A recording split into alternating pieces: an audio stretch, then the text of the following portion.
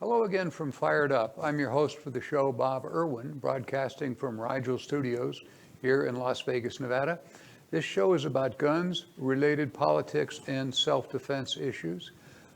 What you just saw quickly coming in at the opening was a disclaimer we put on the show to save me going through all of this stuff about we're on YouTube and other media and so forth and so on. So we can kind of just jump right into the show. So we're going to do that. Just remind you that we post a new show every Thursday around 5 p.m. Pacific, and the rest of it will be carried on the show itself at the end. So to start the briefing, as we do a show about guns and politics and self-defense. And I select a few incidents for my listeners' education. There's a number of those on today's show. And the rest of the stuff about how they're adjudicated under local law and so forth that I usually go through was on that disclaimer that you can roll back to and read in detail if you wish. So we're going to go in just 1 second into the regular show. Okay, we're there. This first story comes from The Advocate. A journalist named Anna Jones reported November 21 in 2020 in Baton Rouge, Louisiana.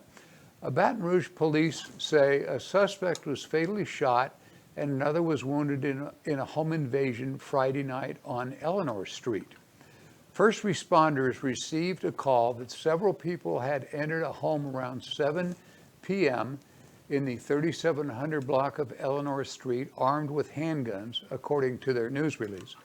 The homeowner fired at the invaders and struck two suspects. The suspects drove to the 8000 block of Airline Highway at the Racetrack gas station after the shooting. The 19-year-old suspect, was found dead from a gunshot wound at the scene. The second suspect was transported to a local hospital for his injuries. The third suspect was booked into the East Baton Rouge Parish Prison. I presume that's the local jail. Wow, prison. This was the fourth shooting death on Friday. Two people were shot and killed on Sherwood Forest Boulevard around 12:30 p.m., and another man was discovered dead in a motel on Airline Highway Friday morning near the road's intersection with North Forest Drive. Comment here, crime, particularly shootings, are up all across the United States, with police defunding and jails releasing violent offenders without bail. Nothing deters criminals except potential armed victims. We're going to break right now for a word from some of our friends and supporters. I'll be right back. Don't go away. Freestyle Martial Arts, located at Jones and Russell here in Las Vegas. You can reach them at 702-551-9009.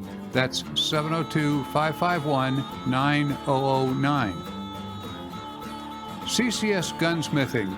Chris Eifelt, the man who does all the NRA help, he's at 2216 South Rainbow Boulevard near Sahara. He can be reached at 702-365-1732.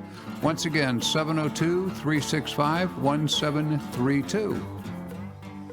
Jerry Creed, a trust attorney. If you have a firearms trust or need one, this is your guy. You can reach Jerry at 702-806-7777. That is 702-806-7777. CCW Maggie is found all over the internet. You can reach her by phone at 702-375-5900. That's 702-375-5900. All sorts of firearms training, ladies only classes. She is the best of the best. Call CCW Maggie.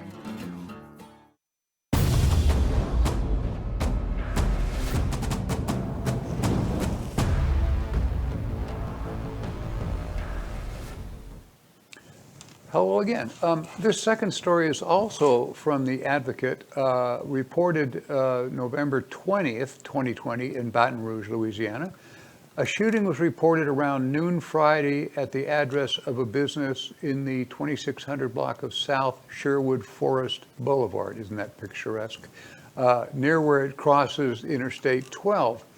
The Baton Rouge police spokesperson, Sergeant Lejean McNeely Jr., identified two people shot and killed on South Sherwood Boulevard Friday afternoon, one a robber, the other a retail employee.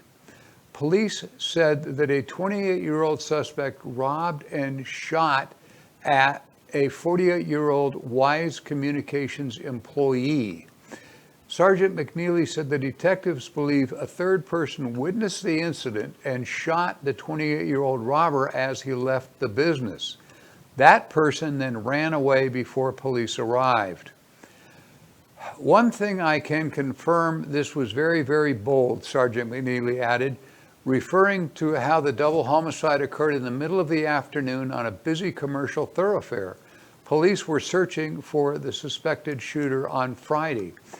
Anyone with information on this shooting is urged to contact the Violent Crime Unit at 389-4869.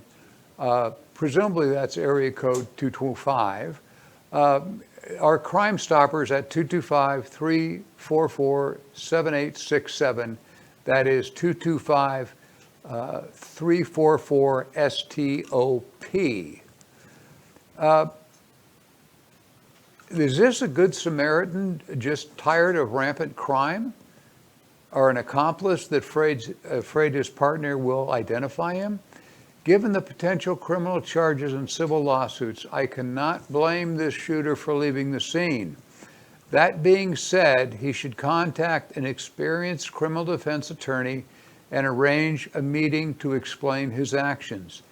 The investigators will eventually find and arrest him, so turning himself in with his attorney present is the best solution. A release on his own recognizance would very likely be the outcome. Apparently, he saw the bad guy and shot him and just took off. The police investigators are never going to let that lie still. You need to get an attorney and contact the authorities. A tough story. Third story, this is ABC TV6, a journalist named Steve Levine, reported November 20 on 2020 in Columbus, Ohio. The Columbus Division of Police are investigating a shooting in a South Linden neighborhood on Friday morning involving a paid Meals on Wheels worker and a suspected armed robber. He defended himself. Somebody tried to rob him, a witness who says he and several neighbors, after hearing gunfire, went to assist a well-known Meals on Wheels driver who was robbed at gunpoint just minutes after dropping off food at someone's home on East 18th Avenue. The witness added, "We know him because we see him coming through here every day being charitable and delivering meals." Columbus police say the delivery man shot at the teenage suspect, wounding him when the juvenile and an accomplice attempted to rob the worker at gunpoint as he got into his car. The witness said, "We immediately said, we know we have to help him. We know he's defending himself. We wanted to help the kid as well." The 14-year-old suspect was rushed to a nearby hospital and is expected to recover. Columbus police are now searching for a second suspect who ran off with the delivery man's stolen phone and wallet. Life Care Alliance, the organization that runs the Meals on Wheels program, told ABC6 in a statement, "This was a horrible incident, very unfortunate. Don't want volunteers not to feel safe. However, they do not encourage people to carry a weapon." Life Care Alliance says the employee, who is a retired officer, passed several employment background checks, and the organization was not aware the employee carried a firearm while making deliveries. Comments here are pretty easy. Surprised, the delivery guy was a retired cop and he was armed. Armed and trained victims are the best deterrent of crime. Law enforcement will never arrive to defend people from criminals, not in time anyway. Even when the cops are close enough to hear the shots, consider the damage already done. Be prepared, be armed, and practice. We're going to run a short commercial here for my latest book on Kindle, and I'll be right back.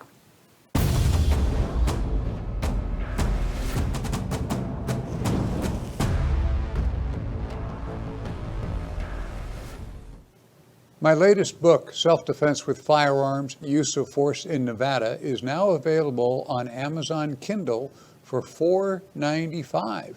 You can download it now.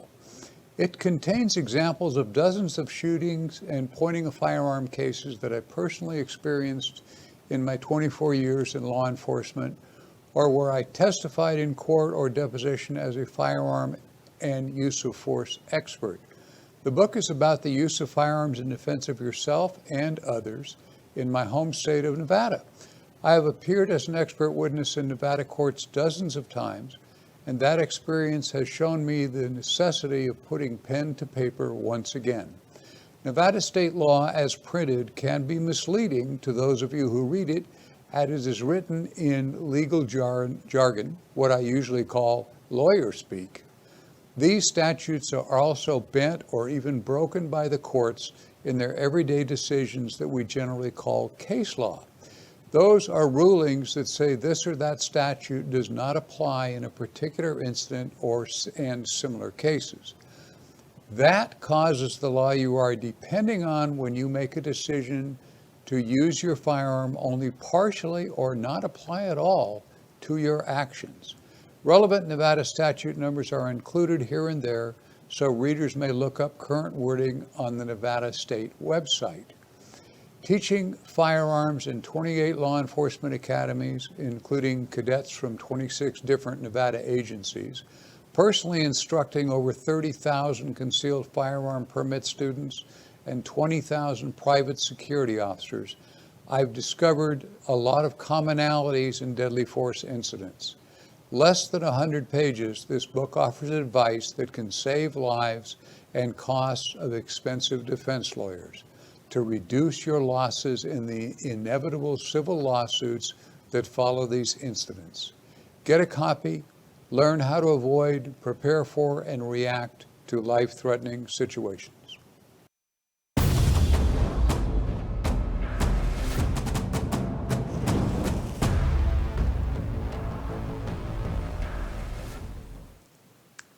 And we're back. Story number 4. This is from KIRO7 News. A journalist named Michael Spears reported November 18, 2020 in Fife, Washington. That's Washington State. Officers were called to the neighborhood just after, I believe it was 6 in the evening. I left it out of the outline that I'm reading. After 6 in the evening for reports of gunfire and found a Good Samaritan performing CPR on the gunshot victim outside his home. Police Chief Pete Fisher said a Fife man was followed home, robbed, then murdered in a shootout with 2 suspects Wednesday evening near 62nd Avenue E and 39th Street. 62nd Avenue East, I guess, and 39th Street. Officers learned early on in the investigation about 2 people who showed up at a hospital in Auburn immediately after the robbery, one of them with a gunshot wound. As of Wednesday night, police said one of the suspects had been arrested on suspicion of murder, while the other was in custody being interviewed by detectives. Chief Fisher said this really was a result of a robbery. Then they exchanged gunfire, and in that, our victim was shot and killed at the scene. At least one of the suspects was hit as well and is being treated at the hospital. Police have not said what the victim was robbed of or where he was when he was followed home. The identities of the victim and suspects have not yet been released by officials. a neighbor said, nobody in this neighborhood has seen anything like this before. She told KIRO7 she heard roughly 8 gunshots and saw the victim's body laying in the road. There were a few kids out with their parents, riding bikes and stuff at this time. It's just lucky there wasn't a stray bullet that hit somebody. Well, comments is that statement is always true. Continued incidents of runaway crime statistics. In this incident, the intended victim was clearly murdered and even though armed, was not able to survive. Think situational awareness. If followed, walk to the nearest occupied home and knock on the door. Explain your situation and ask them to call 911. This is particularly effective if you pick a house that has visible cameras so the person won't follow you up onto the porch. Story number 5. The Ocala Star-Banner, a journalist named Austin L. Miller, reported November 19, 2020 in Ocala, Florida, about 3 in the afternoon, there was a robbery attempt at Blizzie's Boutique, B-I-Z-Z-L-E-S, Blizzie's Boutique, located at 226 East Silver Springs Boulevard. An employee told the Star-Banner that he was in the building when the suspect, wearing a black sweatshirt, shorts, and a surgical mask, entered and pulled out a firearm. The robber was unable to get anything from the store and ran toward the front door, the employee relayed to the police. The employee said he made his way through the back and he and the robber encountered each other near the roadway. If that's not clear, apparently the employee went out the back, came around, and now the guy is out in the road leaving. The employee said he fired several shots at the armed man who managed to elude the worker, but the worker did not hit him. Ocala police officials said witnesses saw a Florida Highway Patrol trooper and told him the suspect had gotten into a silver Nissan Altima. There we go. Altima, thank you. The trooper found and chased that vehicle. During the pursuit, someone from the vehicle fired at the trooper's vehicle. Investigators report the trooper was not hit or injured, and yet the vehicle got away. Anyone with information about the shooting can call the Ocala Police Department at 369-7000. To remain anonymous, contact Crime Stoppers at 368-STOP or www.ocalacrimestoppers.com. Apparently, this comments here, apparently the intended victim chased the fleeing would-be robber and fired at him.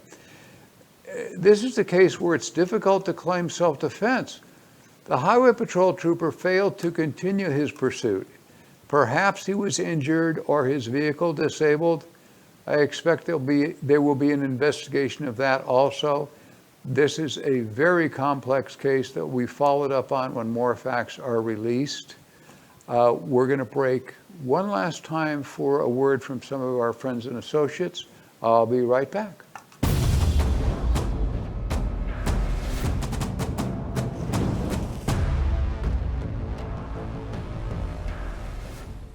Attorney Donald J. Green, a common guest of mine on Fired Up. He can be reached at 702-409-8239. He specializes in gun case litigation. He is your man. Don Green, 702-409-8239. And Battlefield Vegas, my new kind of home for this show. They're on Circus Circus Drive, directly behind the Circus Circus Hotel and Casino. You can find them there with CCW classes and an amazing place for gun rentals, everything you could possibly imagine. Check out, if you're in town as a tourist, check out battlefieldvegas.com.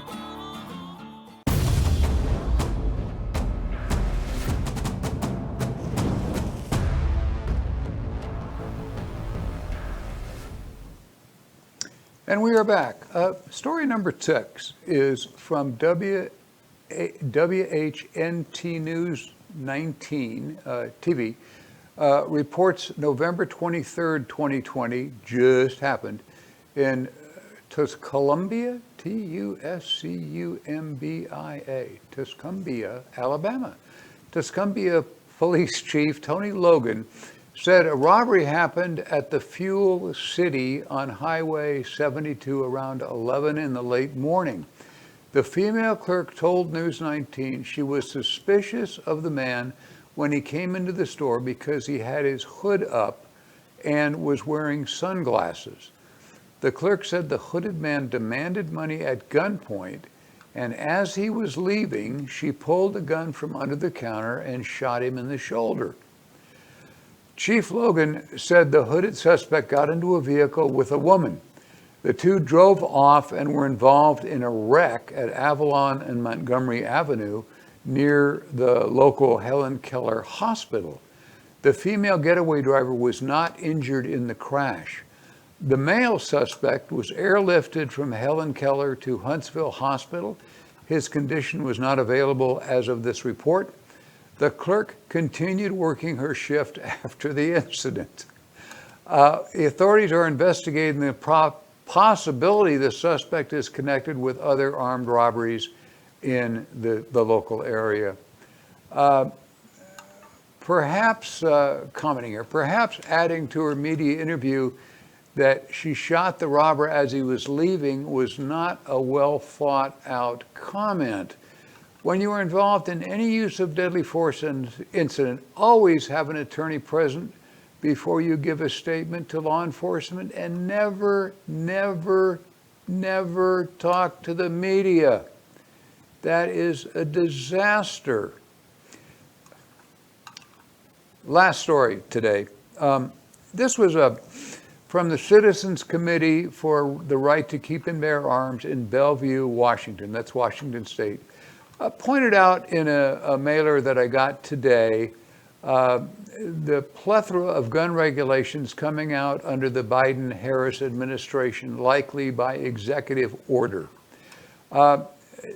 These include nationwide firearms registration, a ban on almost all semi-automatic rifles through a mandatory national buyback. We know about buybacks. They didn't sell it to you. They're not buying it back. They're confiscating it for money. A complete ban on possession of any magazines that hold more than 10 cartridges.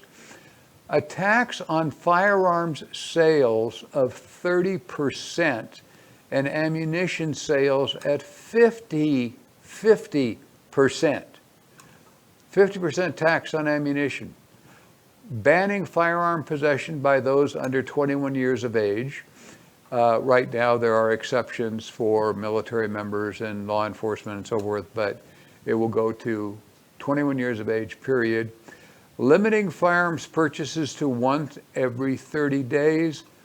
That means once every 30 days. It doesn't mean you can wait 90 days and buy 3. It means you can buy 1 every 30 days. If you pass up that day to buy the firearm, it just goes away. So you're going to get 12 a year if you do it exactly right.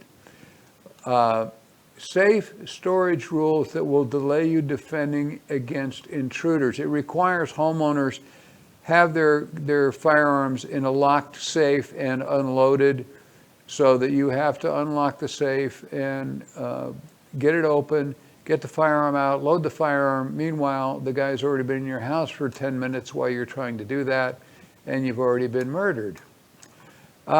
Banning all home-built firearms, what they call ghost guns. If you assemble a firearm on your own, they're simply banned. Now you're required under some court rulings to put your name and address on the gun to show you owned it, but that apparently will go away. A complete banning of sound suppressors. Anything resembling a silencer would become unlawful. What happens to the ones that are already registered is not explained. It will also force firearms dealers, if there are any left, to spend massive amounts of money to meet new security requirements, cameras and safes, and all guns be locked up at night, and so forth and so on. You can pull up www.cckba.org for more detailed information. There's a lot of stuff there on that, on this thing, and their website is a plethora of information. I sent them some money. I suggest you do that too. They're actively suing the California government and several states for firearms restrictions under the Second Amendment. So you could do that and help them out. It would be a great thing. You can check out my recent shows at firedupwithboberwin.com. It contains several dozen episodes. Please patronize our friends and supporters. As I mentioned, I'll be back next Thursday on my website, firedupwithboberwin.com. We're also on the American Guns and Glory Network, numerous other websites, television, and radio stations. When watching any media, just click on subscribe and new shows will be sent to your phone or computer automatically. My logo merchandise, hats, shirts, and books, mostly books, are available at Battlefield Vegas, just behind Circus Circus, on the Las Vegas Strip. If you're ever in Las Vegas, Battlefield is a must-see attraction. You can shoot a minigun or any of hundreds of firearms, or even crush a car with an Abrams tank at their associated outdoor facility. Transportation is provided. You can find them at, contact them at info@battlefieldvegas.com. Thanks for watching the show. I'll be back next week with more stuff.